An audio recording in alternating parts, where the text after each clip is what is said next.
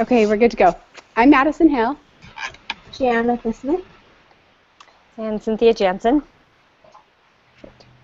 Okay, first question. What doctrine in Wilbur's heart drove him to advocate? And why is the doctrine of the family so important to have in our heart, to be passionate and persistent?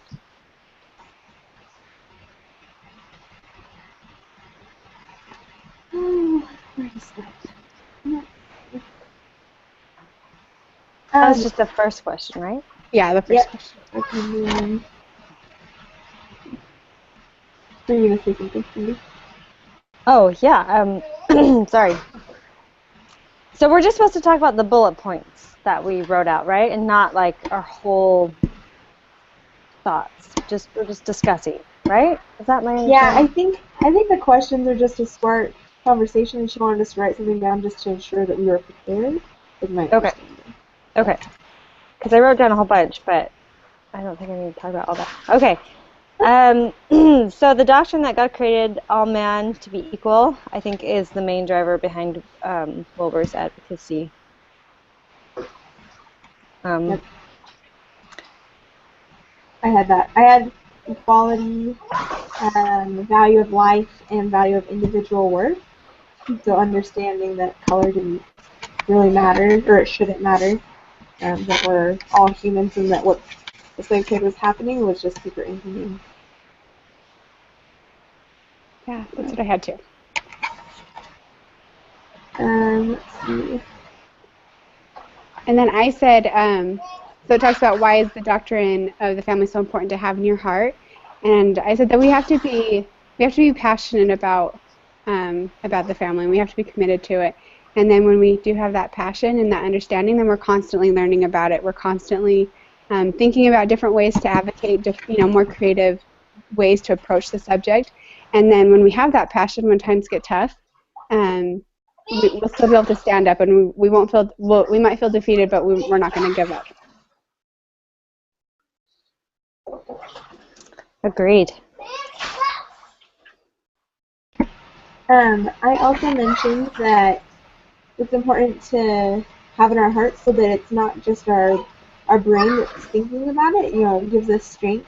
If your heart isn't into it, you can talk yourself out of things sometimes, like, oh, other people advocate for it, I'm not the only human being on earth. You start to rationalize in your head. But if you feel it in your heart, then you have that drive to say, there's other people that are advocating for it, but maybe I'm the voice that you're willing to follow. You have that, I guess, motivation more in your heart. Yeah, absolutely. I liked in the film, or in one of the questions, I'm just skipping ahead, but I think it applies to this one. It talks about why groups are important, and I think even if we can't be a lead voice, we can at least know where we should join forces to become that good, because there is power in numbers. And so I think that's true. You have to have that passion and something worth fighting for.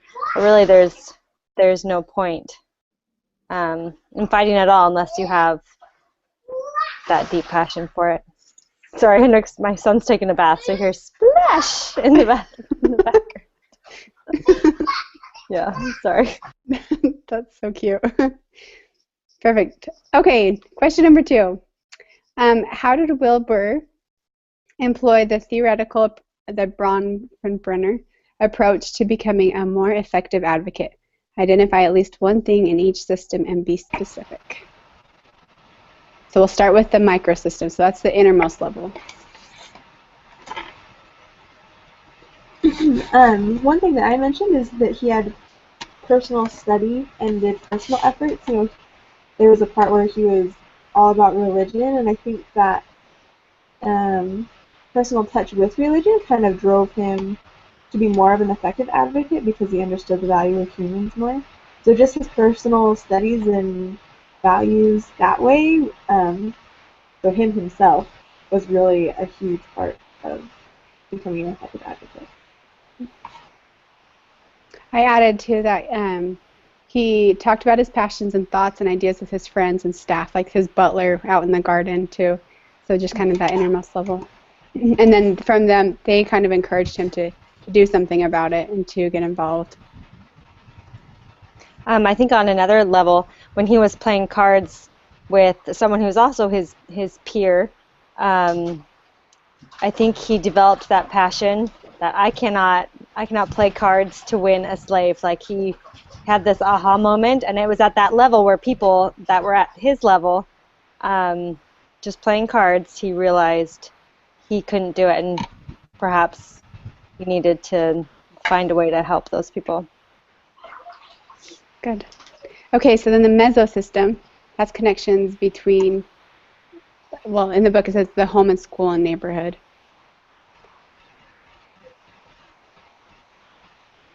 And so I put with like the clergyman, because that was the church, and so the John, and that's when he really, felt like he should take action, that it was worth his devotion to. I didn't think about that. That's good. That is good. I also mentioned meeting Barbara. I think that was her name. Oh, that's right. She ended up being a really big help to him later on in the movie. She was, they ended up getting married and stuff. So, but just that interaction, that one meal that they had drinks or something, they were supposed to run into each other, and then they didn't like each other, and they had breakfast, and then they ended up hitting it off. So just those small little interactions ended up making a huge difference in the long run. Yeah, it brought that passion back that he wanted, that he was perfect. Okay, the exosystem. Sorry, I'm going to start coughing. The exosystem, so that's extended family, friends, neighbors, workplace, and then it says community health service.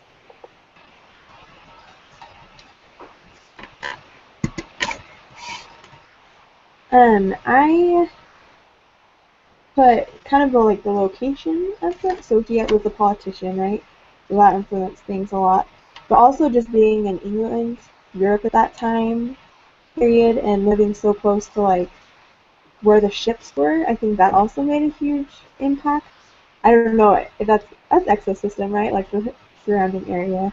So that kind of brought in there's more of an emphasis on the slave trade, I guess, because they were right there next to where everything was happening. Had he been in the middle of Nebraska, yeah, yeah, would it have been as big? I mean, it might have still been a big deal, but he was able to really reference a lot of things because he was his location. Oh, that's really good. I put that he started forming an advocacy group. So there was members in parliament, there were friends of friends, so there was a lot of different members involved from different aspects that kind of formed that group. Yeah, that's what I was putting too, that all the friends that they brought in, like at the dinner table, in the movie where they brought in all these people that weren't really, I'm not sure he knew them even, and they were trying to convince him as to why he should, do both, have that love for God and also be a politician. But I think that goes along with what you were saying, Madison. At that point in the movie, I feel like you'd have to be really humble to have someone you don't know come in and be like, let us tell you how to do this. Yeah. Well, let us give you some advice on your life. Yeah, I think it'd be a natural reaction to be like, who are you to tell me I should be doing both? I don't know. Yeah, for sure. Especially people that you've never seen in your life, that you've never heard about, and especially in that with the African American, the free slave. Back then, people didn't talk to black people, and so that was a huge thing to be to listen to him and be like, okay, yeah, you're right. And, yeah. I think he was actually very influential, because he was able to tell firsthand experience what goes on. Yeah. I think he was really influential. Yeah, absolutely. Okay, then the last level is the macro system. So that's the values, laws, and customs.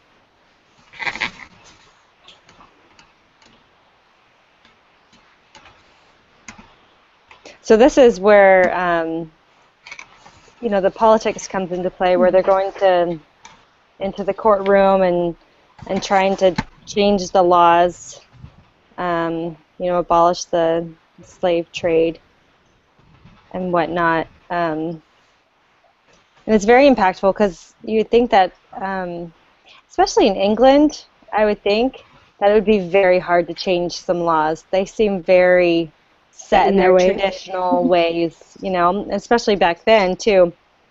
So I think they were very influential on him in not a great way. I think he was able to reach out, gradually, but because of their influence and because of their strong beliefs otherwise, different from his, I think it was harder for him. When he was so young too, you had all these Hmm. wise old men, and it's hard to change Hmm. them out of their set ways. So, Yep. absolutely. Did you have anything else, Jenica, or just pretty much just advocating in Parliament in the government? Yeah, that was pretty much it. I just Okay, had mentioned that segregation was big then, and so but that was just with the slave trade and trying to abolish it. So perfect. Okay, number 3. How did Wilbur and his fellow advocates, what did they do to share their research? What evidence did they provide to persuade those opposing or on the fence? They did everything they could. I mean, they didn't just say this is wrong, everybody's equal in God's eyes, because that didn't work. So they did everything. They brought in, I mean, they had the chains and the things you wrap around their neck. They brought people to smell the Madagascar, the death ship. I mean, they got the signatures from people. They had numbers of people, how many deaths. They had statistics. They had everything. yeah, at one point he even built that box and crawled into it to Hmm. see what it was like. Oh yeah, he did really good. Yeah. Um, I also had that they pulled personal stories and experiences from whoever they could, um, and then they used information like at this port there were 600 slaves on board, and by the time it got here there was only 200. So they had actual like statistics in place, like shipping routes and stuff to show hard data of how the numbers were dropping because of this condition. Yeah, they all got involved. They all, went all over the place to get these evidences. Like one even traveled to the Indies to get the first hand experiences, and so then to be able to hear his accounts, that was very persuasive and kind of motivated the advocacy group that this is important, that they should keep going. Um, and then I also had those first-hand accounts from the clergyman John. That was towards the end, but and then also I can't remember his name, but the the slave that was in their group, his account, and how he sold like 500 books in a day or something like that. But Yeah. that was really persuasive. I also put that they would speak in large crowds, and like the why it's called Amazing Grace, they sing that song. But anything that they could do to grab someone's attention, that then they could go on to explain themselves, they did. And so that I thought that was pretty cool, whether it was writing the book or speaking or singing, whatever it took. But they did. So Yeah, it's good. I didn't even think about the singing, but that makes sense. They'd do anything to try and catch some attention. All right, number 4. How did the film portray the importance of working together as a group? And what has family advocacy group work taught you?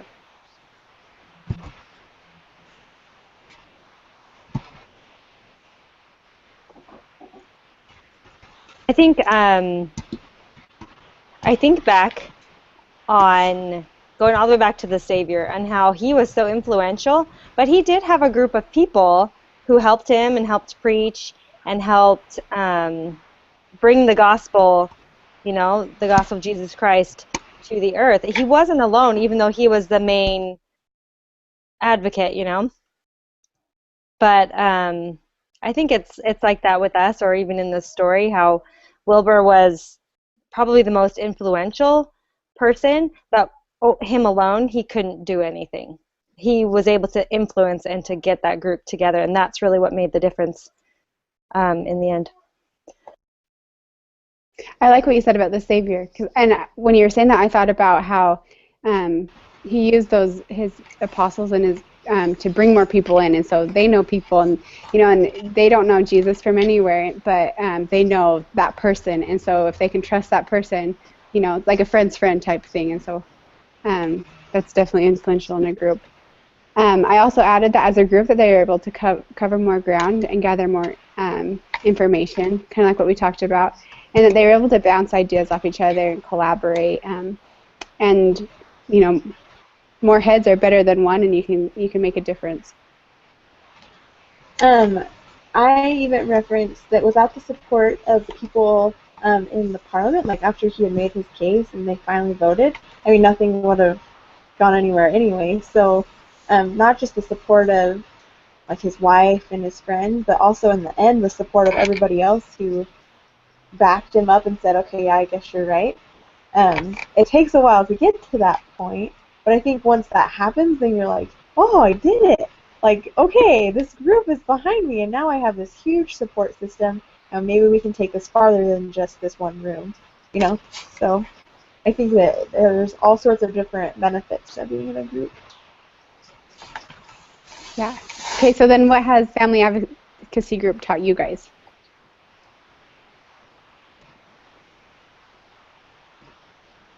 But it's easier to do it when you're not alone. It's easier to stand up for issues when you're not all by yourself.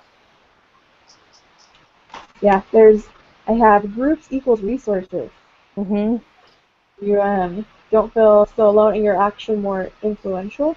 You know, if there's one crazy person standing in a square saying something, you know, it's easy to ignore. But if there's a whole group of people saying like, hey, you need to listen to us, it's more like at least it catches your eye enough that you're thinking about it, you know?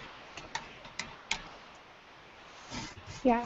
And I also added that that more members, they bring different points that you haven't thought of yet. And so different aspects, different ways of thinking about things, and you can reach more people as you have different aspects or different points of view. Well, I think it's like a ripple effect, you know, in the water, that just one person can influence another person. Like you were saying, Madison, with the Savior, you know, this person knows this person, and then they know this person, and they all start gathering together, and before you know it, it's this huge rallying together of same interests. So I think there's great power in working as a group. I was thinking about that book that we read earlier in the semester and how there was a group of them for the United Nations and how he wouldn't have had the opportunity to speak if it hadn't been for some of his group members. And so I think, again, just having connections with other people, being in a group allows you to feel expand your not only your knowledge, but the places that you can speak. And I don't know, it's better as a group. You have more comfort as a group too, because when things get hard, you know you have someone there to back you up. Yeah, definitely, it's that support system. Okay, question number 5. What parallels do you see between Wilbur and Captain Moroni in Alma 46? And then the next questions are, what is Christian and professional family advocate, and how did Wilbur exemplify that? And how can you be effective in the Christ-like against such loud and degrading voices? I put that Moroni was definitely an advocate for his people. He was rallying them together, you know, with the title of liberty, showing them what we need to stand up for and what we stand for. And Wilbur was doing the same thing. He was rallying people around, trying to get people together, trying to persuade them. As we talked about earlier, they were doing everything they could, in every instance they could, in every opportunity they could, to make everyone aware of the evils of the slave trade. And I think that's the same thing that Moroni was doing. I also had that Moroni was an example.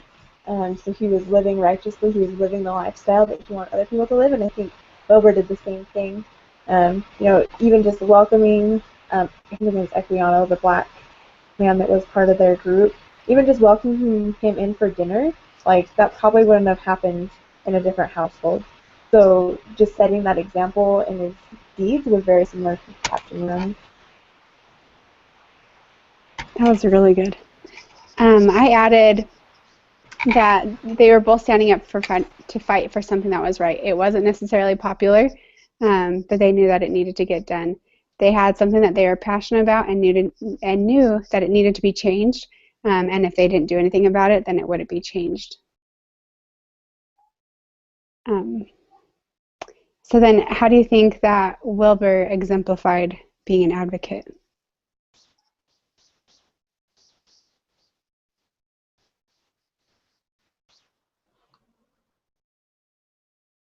I put that he brought proof and evidence, and while there was contention because it was a very controversial topic, he didn't intentionally cause intention.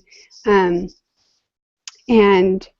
he tried to be civil in teaching people what was really going on, and he always used the word like my honorable friends, and he was never degrading towards them. So I thought that was really good about being an advocate, is that we're supposed to make the situation better. We're not trying to get people to be nasty or get all defensive when we speak. We're just trying to educate them and try and persuade them.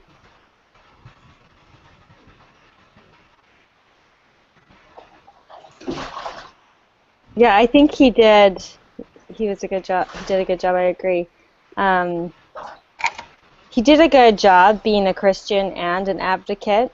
There weren't any instances where, at least in the film, obviously, that we saw that he was doing things contrary to what he was preaching and telling people. He didn't own a slave himself, and as you said, Jenica, he invited people into his home that is very against what other people would do. So he definitely lived what he believed. I think that's why he was such a good advocate, because he really truly believed that it was our God-given right to be equal, and that he couldn't, stand not having other people have that same right as he has. That's pretty much what I have. We guys together, so. How can you be effective and Christ-like against the loud and degrading voices? We know that the Holy Ghost is a still small voice that touches our hearts, and I've heard like sometimes parenting, if you're upset, it's better to like just calmly and quietly just say like, I'm really frustrated, you know what I mean? And sometimes that quietness is more piercing than like being loud or Bible bashing, because it catches you off guard and it makes you think like, oh, even if you're saying like, what did you just say? You're like, you're having to focus on something else. And so I think one way that we can be Christ-like is to be civil and to use kind words, to not degrade other people, and to speak persuasively, and in a way that stands out from the crowd so that other people are drawn to what we're saying, and it's not just like, oh, it's someone else on the street corner, yelling at me, telling me how I need to go repent or something, It's like there's like hope in our message and something that they can hold on to.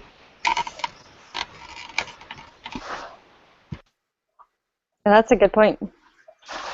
I put another way would just be to be educated on the topics that we are passionate about. That way we can put fact in behind what we're preaching, kind of thing. Because as we were reading, or as we've been studying, sometimes it's not appropriate to have religion mixed in there. So we can have religion as our personal base for why we're fighting for something, but if we're not educated on a specific subject, then perhaps we won't be as persuasive as we need to be. So to be effective, we have to be able to study and to seek revelation along with our readings, and make sure that we ask for help in what we are deciding to advocate for. Yeah, those are both really good. And I also added that just when we're advocating for what is right, like family is right, abolishing slave trade, that is right. When we are fighting for what's right, God will be on our side. He will soften other people's hearts, and he will give us the strength that we need. Sometimes we need extra courage, or sometimes we need that extra strength, like in that book that we read, the Sacred Duty, and how he didn't eat or whatever for like 24, 48 hours. And so he gives you that extra strength, and he will guide us so that we can have that education. So he'll direct where we're supposed to look to find that evidence and to find that knowledge. And he'll just enlighten our minds and direct our paths. And, by small and simple things, just like in this movie, great things happened. And so they didn't give up, and just by little, they made things happen. And in the end, they got the slave trade, abolished. So as long as we're doing what's right and, following Christ's example and doing all that we can, doing our part, then Christ will be on our side and he'll help us out. I think it's important to add right there that, it took them years to get to where they were. And so not always should we just accept that because we're doing what's right, that the Lord is going to just grant it to us right then. But sometimes there's stuff you have to learn to be patient and learn to really trust in Him, and learn that it might take a little while to get everything ready. But I think while they were waiting, the Lord was, at least in the movie, He was preparing the other people, right, to be ready to hear the message and fully accept it. And even though it didn't make sense to Wilbur at the time, it makes sense to him later. And so I think that's something important as advocates to remember, that it might take a really long time, and it might happen after we die, but every effort is working towards what the Lord wants us to do and the message the Lord wants us to share. So. Absolutely, you're planting seeds. Yeah. That's right. Okay, question number 6. Marcia Barlow spoke on persuasive speaking and writing. Did Wilbur and others exemplify any of Marcia's ideas? If so, or how so? I think we've already talked about. Oh, sorry. Go ahead. No, go for it. I was just going to say we talked about some of this already, but they told stories of people's personal experiences, and I think that's what hits people the most sometimes, is that personal experience coming from somebody else. And even like having them smell the shit, and actually see like that's drawing on people, like now people have that experience. So the next time they maybe hire or bring a slave in, then they're thinking like, is this right? How did this person even get here? I remember the smell. I remember what it looked like. That sort of thing. So then they can build their own personal experiences to draw off of. I put that he. Okay, so I put that he also made his speeches about us, or part of them, and the one quote that I added was that he said, "I urge you, my honorable friends, to vote once and for all for the abolition of slaves and trade." And so he just made it like, okay, well, this is what you can do about it. We've all, we've given you all the resources. You can make your decision. And, here's what we can do about it. Here's what we can do about it. Yeah. And then also I put, Marcia kind of talked about a little bit about making the situation better, not making it worse. We kind of talked about that by not adding contention. And that's in Wilbur's case, that was such a hard thing for him to do, because many of those members in Parliament had their hands somehow in the slave trade. Whether it was owning boats or they had money invested into cotton or whatever it may be. But as he brought that up, and he said, "It is with heavy heart that I bring to the attention of the House a trade which degrades men to the level of brutes and insults the highest qualities of our common nature. I am speaking of the slave trade. I know that many of my honorable friends in this House have investments in the Indies. Others have investments in plantations. And I believe them to be men of humanity. I believe you all to be men of humanity."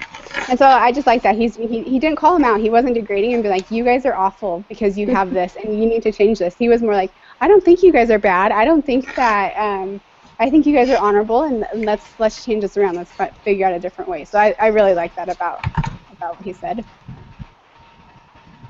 That's a great point.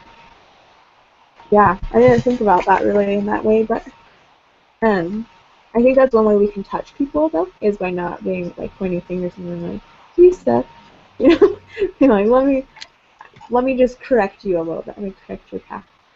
Kind of like the feminist movement, how they're always like, men are so bad, and they're very accusing and very degrading, and so then that kind of puts a bad stigma on them. And so a lot of people are like, "Oh, this feminist," or whatever. But in this case, he wasn't he wasn't degrading, so that didn't have a bad stigma attached to it. One more thing that one more idea from Marcia was that she says not to use religion as our foundation, and I think that was something that maybe Wilbur was struggling with. That's why he kind of didn't want to go into the politics, because he didn't know if there was going to be a way for him to, not do one or the other. But I thought he did a really great job of using religion as his basis and like saying this is not, God would not want this, in his own heart, and then building, well, let me get some background knowledge, let me get some data so that I can really build off of that and use that as a convincing point, not to just play off of people's emotions, but to actually say, like, this is super important. Otherwise, so I thought you did a good job of that. Absolutely. Okay, question number 7. What role did the government, policy, and religious freedom play into the fight of the slave trade?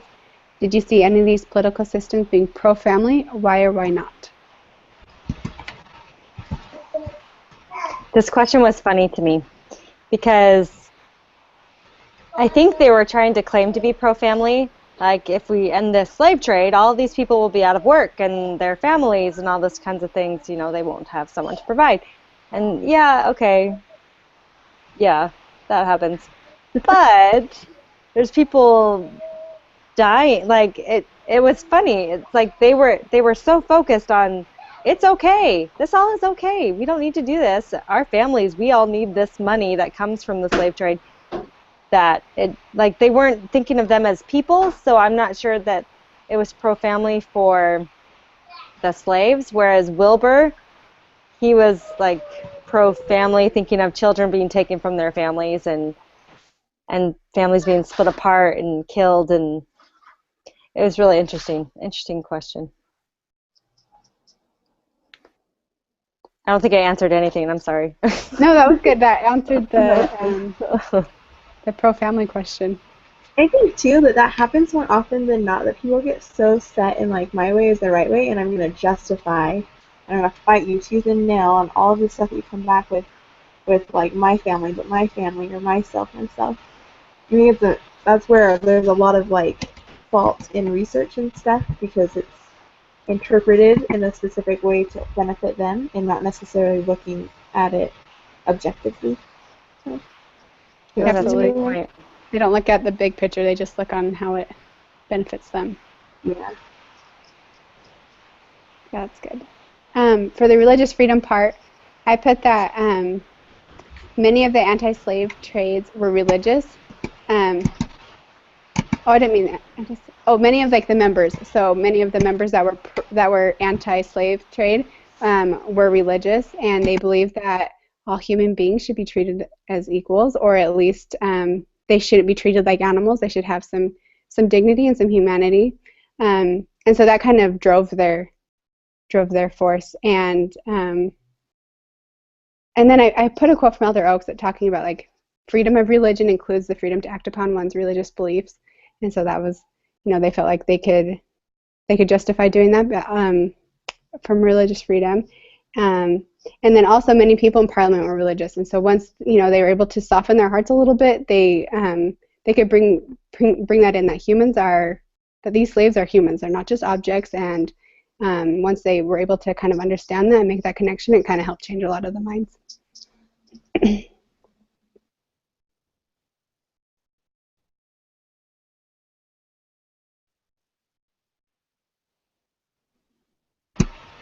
I don't really have anything substantial to add. That was pretty much in a nutshell. That's kind of what I said.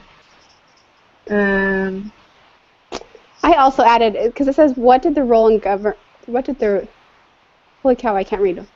the government, policy, and religious play in the fight for slave trade? And so I said the government was the only thing that could officially end slave trade or make a big difference.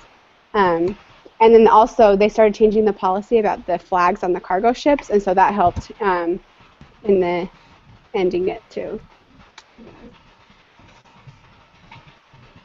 Is there anything else on this question? No? Okay. All right, number 8.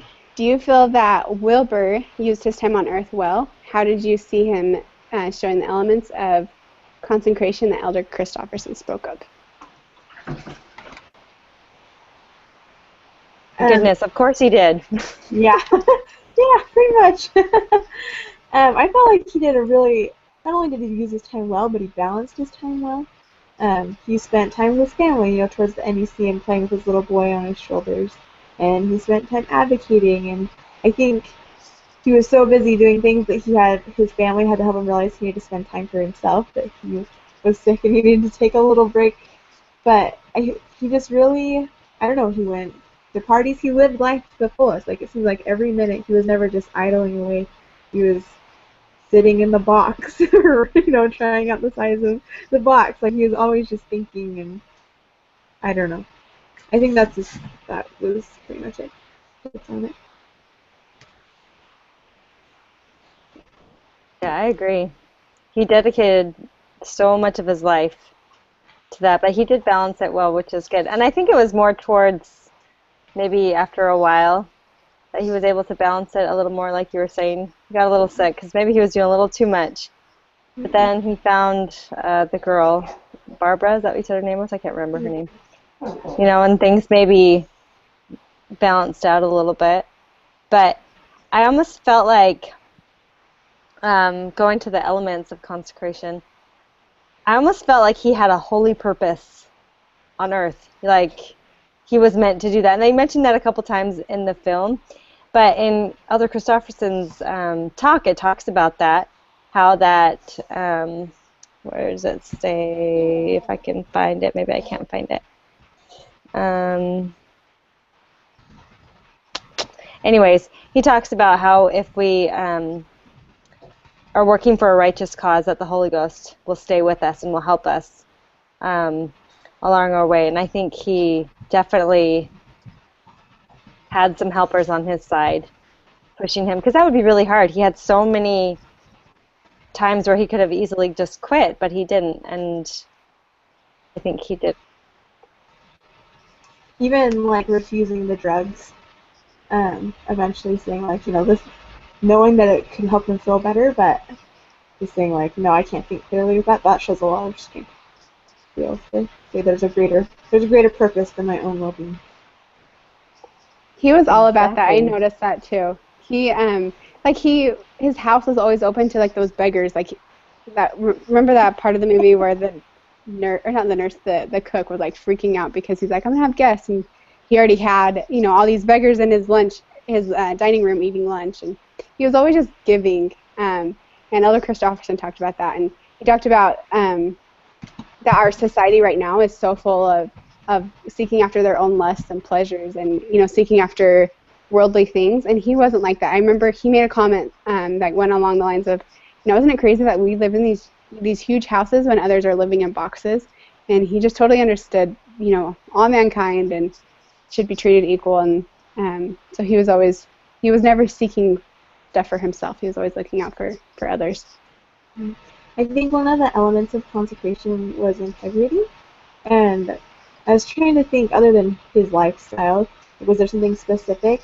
And at the end, when they were saying, like, we're going to have to cheat to win, we need to propose this policy instead of what we're actually getting at, and with the flags, I don't feel like that was actually cheating, though, because I was wondering, was that a negative against his integrity? Like, if he was cheating, would that not be considered that? But I think that it was rather more of a change of tactics and not necessarily cheating. It was like sort of like a revelation that there's a different way to go about it.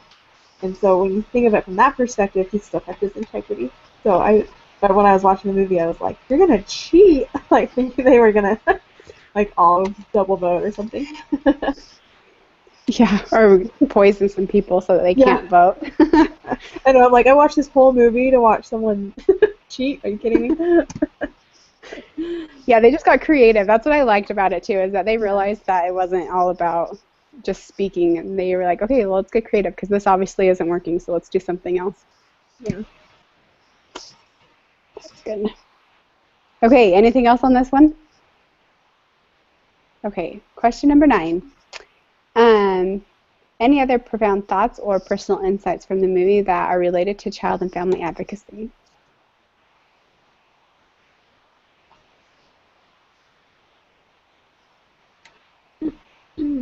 I had a few.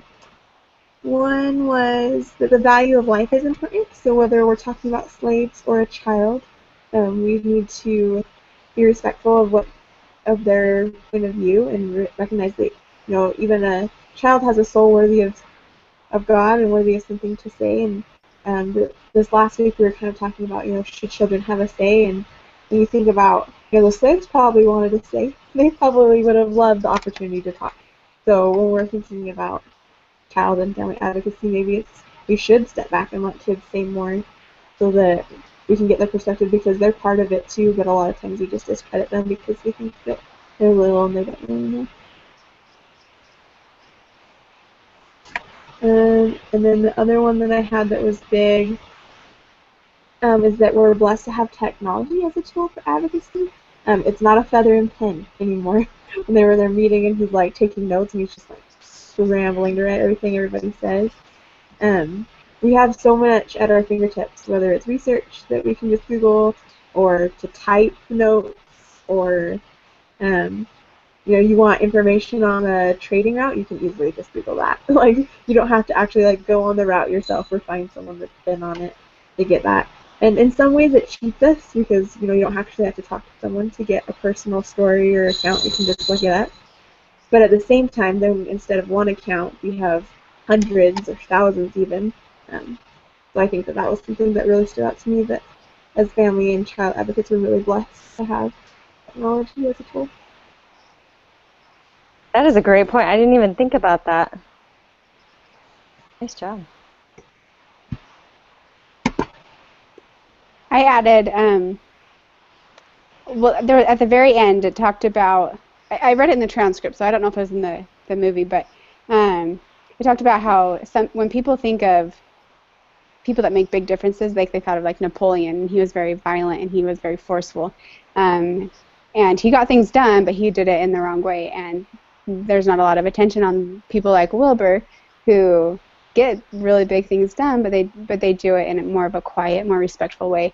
And so as family advocates, we just need to not give up and to have courage. Like we talked about earlier, it takes a lot of time, and it takes years, and it might even not even be in our lifetime that things change. But there's strength in knowing that we can make a difference the way we're doing it, by being civil and nice and not forceful and degrading like some of the feminists were or are, and some of the people in our history.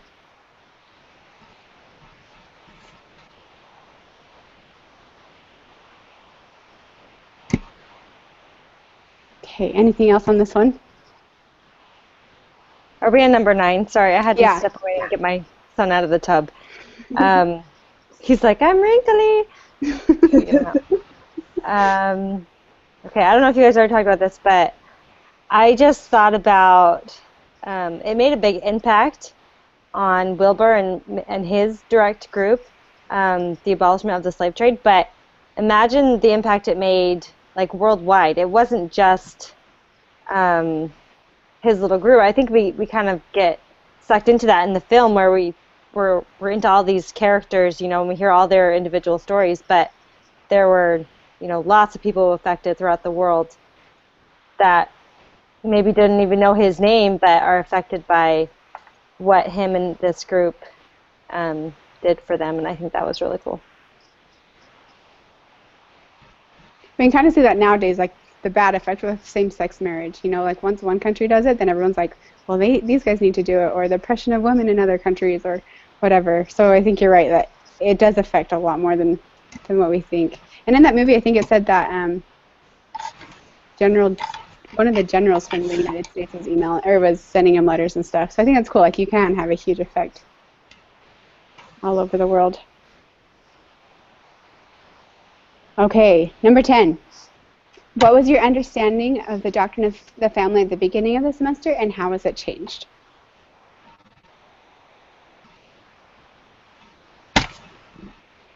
I think at the beginning of the semester, I recognized that I knew family was important, and that's my whole degree, right? I just want to advocate for it, but I lacked like the knowledge of how to go about being an effective advocate and how to really find good research and to share my beliefs in a factual way that wasn't just like, well, I'm a Mormon and I believe this and you should be Mormon too. There was like, I guess this semester I just learned a lot about how to be, I don't know, more professional in my sharing my beliefs and not pushy, but just more educational, I guess. Yeah, mine was totally along those lines too. That I had it was more centered on the gospel. The doctrine of the family was gospel centered, and this just gave me knowledge that there are tons of people out there that are advocating for the family, different groups and different things that you can do, like within your own community, to advocate for the family, and then it gives you the tools and the resources to know how to do that, like you said. So that's great. Yeah, I agree with both of you. I kind of wrote the same thing. I understood the importance of family, but I think this class has made it even more important to me because I think I've been able to see that there are people in these interest groups that are attacking the family, and I guess I didn't even realize what they were doing. Or sometimes I think in our generation we think, I don't know, we're very open to a lot of things because we grew up that way, and things that our parents are super against, and we're against them too, but we're a little more relaxed with it. And being in this class made me realize that it's okay to be loving and we want to be kind to people, but perhaps we shouldn't just be relaxed with some of the issues that are attacking the families nowadays. Yeah, I put that too. Going off of that book that we read, like what's going on behind the scenes at the UN, and what are, how all these threats really are threatening our families. So I put that too. Those are all really good. Okay, last question. How do you think? What are some thoughts about how your family will benefit from this class?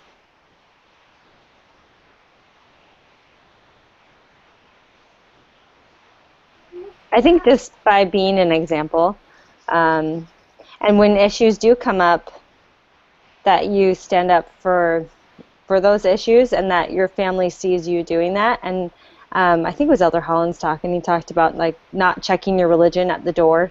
So we need to make sure people know what we stand for. We don't have to.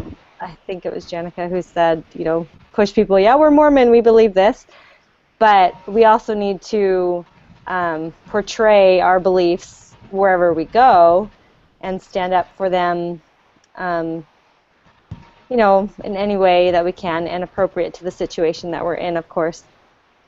But that's what I think would be good or how it would benefit my family. That's good. I also had that it'll help my home and family just because now I understand even more than family, and so I want to be an example, kind of like you were saying, Cindy. So, but it gives me motivation to clean the house and do the laundry and maybe sit down and play with the kids rather than just say like, oh, I'm busy. Because if I'm not doing those things in my own home, then my children aren't going to value family as much as I do, and it's and that could eventually get out of control. And so the more time and effort I invest into my relationship with my husband and my relationship with my kids, the better. Where I'm targeting it more at the microsystem, I guess, so that eventually it'll build out farther. And I also had written down that it will help me support my spouse in his own advocacy efforts, whether it's for the family or for something that he feels really passionately about. Now I understand all the work that goes into being an advocate, and I understand how frustrating it can be or how rewarding it can be, and so it kind of gives me that motivation to support him and other people too, so that they feel like their efforts are being recognized.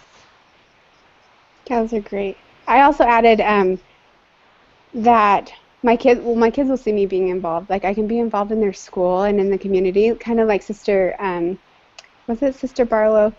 She kind of talked about how she started off with advocating for the playground, and then we learned about the school, like their curriculum, like the sex education curriculum, or the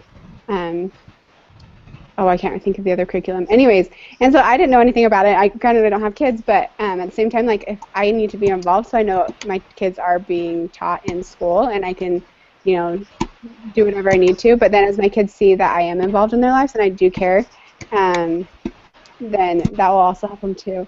And then I also put, just knowing the threats that we learned in this class, that it'll help me so that I can prepare my kids and myself and my spouse to combat those threats and to find happiness and peace in the knowledge of the family. That's a really good one. I didn't think about that. That's so true.